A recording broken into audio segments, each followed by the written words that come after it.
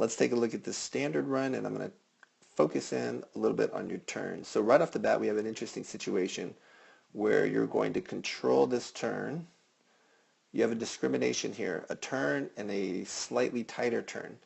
So the way you're going to handle this is you are choosing to stay back. And so that's the right thing to do if you're going to do just a shoulder pull. Sometimes, though, I like to be further up ahead. But if I get too far up ahead, that will drive the dog into the wrong end of the tunnel. So if I need to be further ahead to, to handle the next part of the course, let's say I need to stand there instead of back here, then I'm going to use throttle handling. The arm change will bring the dog in, allowing me to move behind the dog comfortably. And so I like to do that move there. But the way you did it is certainly fine. Blind cross here at the tunnel. You do a nice job of picking up your dog, looking over your left shoulder, extending your left arm. Now, one thing you can do on all these turns, here your dog is lifting off, and you are still facing this way. At this point, you should already be facing and moving in this direction down the dog walk. Your dog is fully committed to this obstacle, and they will not bypass the dog walk. So you can leave a little bit sooner.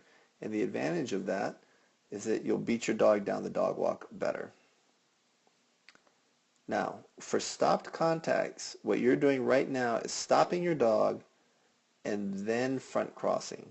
So your dog moves into position, and then you front cross and release the dog. But because you're front crossing so close to the dog, all options are available to the dog. If you front cross a little bit further away from the dog, then only these options are available. If that makes sense. The dog is not going to cut behind you to take something. So you want to front cross closer to the next obstacle, not the previous one. So in this case, the previous one is the dog walk, and we don't want to front cross right at the dog walk. We want to front cross closer to the next obstacle, and that's this jump over here. So as close as you can get, or maybe somewhere in between those two obstacles. The other thing is, when to do your front cross is as the dog is coming down. So as the dog is coming down, you execute your front cross so that when the dog gets into position, you're oriented this way. Now you can be stopped to help your dog stop, but I would be stopped and facing that way or almost that way. So when you release, they know clearly where they're going, and you don't get this behavior.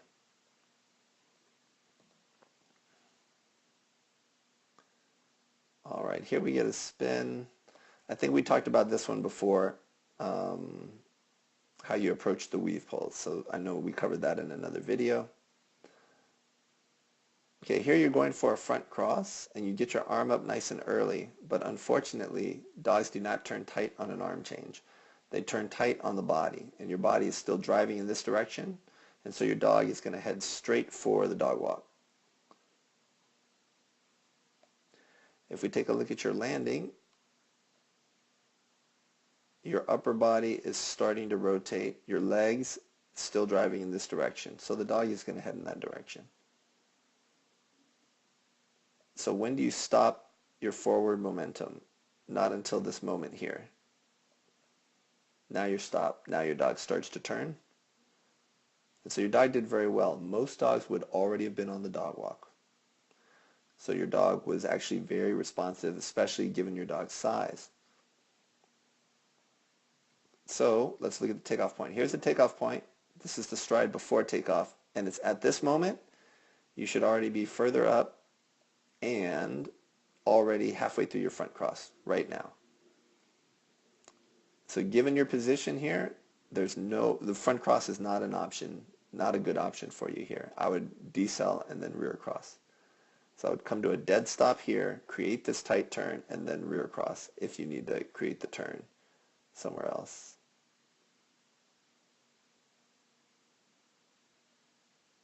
Yeah, so I think I would rear cross before this next obstacle. So I would decel here, pull my dog tight, over, and then I'm going to rear cross in through here. That's going to create the turn at red to the seesaw. But if we take a look here, here's the takeoff point. So dog's front feet are in the air. Dog's on a slice, and you are still headed in this direction. So at this point, you need to be headed in this direction for the seesaw. That'll give you a tighter turn. Here you get a little bit of a wide turn. So when you're looking at your videos, you always want to look at these takeoff points.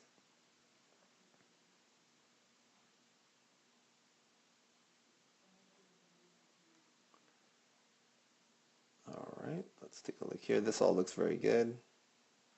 To the A-frame.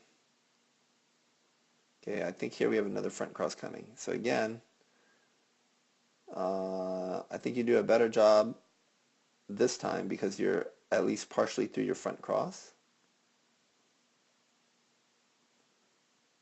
But I would like you to do your front cross further away. So if we draw an imaginary line from here to here, you can front cross anywhere on that line.